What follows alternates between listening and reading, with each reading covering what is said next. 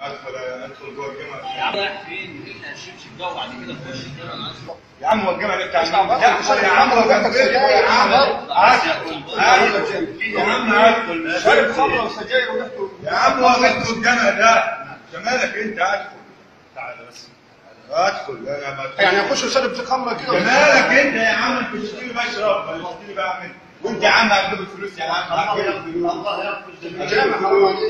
يا عم ولا بيتكم ولا شاشه. انت مالك انت؟ ولا الشيخ هيقول هننفذوه يا عم ولا اي لا انا اعمل قاعد اعمل عالي صوت يا عم والجامع على راسك. انت مالك انت؟ ولو شارب الخمر. اقعد هنا يا شيخ قاعد استنى الراجل. تعالى بس. شفت الباب هنا ثلاث مرات؟ لا ايدك كده مرات. ثلاث مرات. بعد كده ممكن 3 مرات. مضمضة. الشيخ دخل الجامع، شرب خمره، شرب سجاير، قرر بالسجاره. ليه يقف يقعد عن ظهره؟ لا صح يشتغل عليه، لا صح يشتغل. ما تمشيش معاك يعني. الله أكبر. الحمد لله رب العالمين الرحمن الرحيم مالك يوم الدين. قل يا عبادي الذين أسرفوا على أنفسهم لا تقنطوا من رحمة الله إن الله يغفر الذنوب جميعا إنه هو الغفور الرحيم. الله أكبر.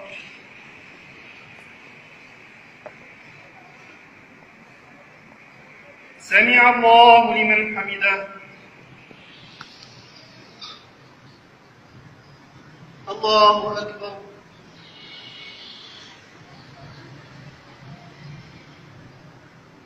الله أكبر.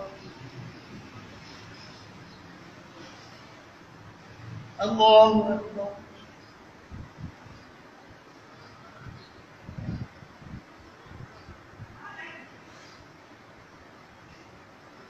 الله أكبر.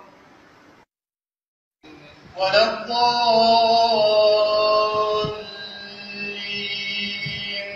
آمين. إنه كان توابا. الله أكبر. السلام عليكم ورحمة الله.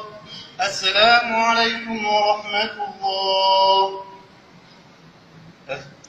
كابتن لازم قلت لي خليه يصلي او ينام في الصلاه. لا فتره يا عم مش كده يا عم. لا اكيد ما نامش. قوم يا عم من نومك بالنور. وجاءت سكرة الموت بالحق ذلك ما كنت منه تحيد. وجاءت سكرة الموت بالحق ذلك ما كنت منه تحيد. وجاءت سكرة الموت بالحق ذلك ما كنت منه تحيد. كده الله سبحانه وتعالى يعني الإنسان هتأتيه المنية في أي مكان وكان هيموت بره، ولكن الله سبحانه وتعالى عندما أراد له بالخير